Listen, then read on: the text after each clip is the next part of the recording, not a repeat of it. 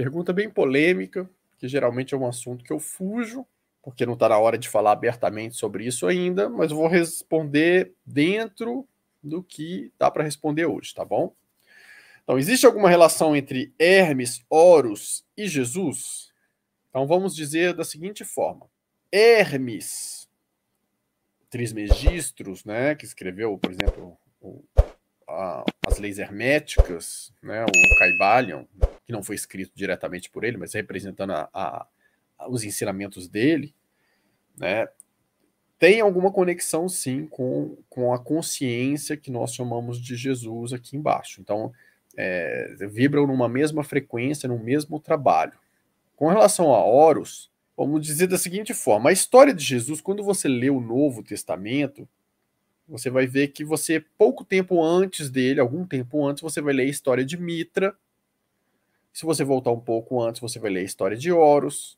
E depois, se você voltar um pouco mais no tempo, você vai ler a história de Tammuz ou Dumuzi. Esses todos nasceram, teoricamente, dia 25 de dezembro. Todos, né? Muitos passaram por processo de crucificação, não todos. Todos nasceram de uma virgem, de uma certa maneira, ou de algum nascimento sem um ato sexual direto. Todos tiveram um processo considerado ressuscitar. Então, todos foram vistos como messias em suas épocas.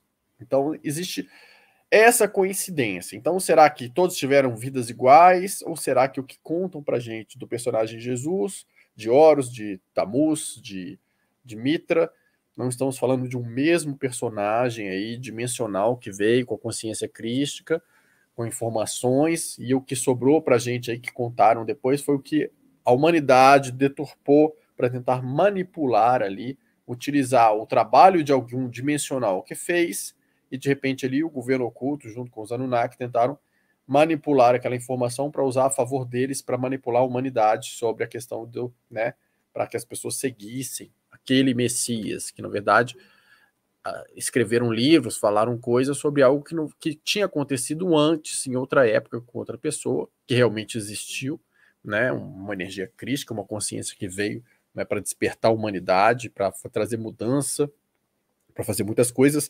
Essa consciência, né, que as pessoas aqui chamam Jesus, né, ou que acham que foi o Jesus, estaria ligado também, totalmente ligado, de maneira dimensional, aí, ao trabalho das 49 raças dimensionais que trabalham aí pelo desenvolvimento do ser humano, do planeta Terra, evolução vibracional, evolução dimensional, tudo isso. Então, estariam todos ligados aí no mesmo processo, né? Quando você pega, por exemplo, o Hermes, né, as leis herméticas são um resuminho do que os dimensionais sabem sobre as leis universais. Então você pega as leis universais, que é o conjunto de regras que rege o universo. E quantas são? São infinitas leis, porque uma vez que o universo também está em expansão, essas leis também estão em multiplicação.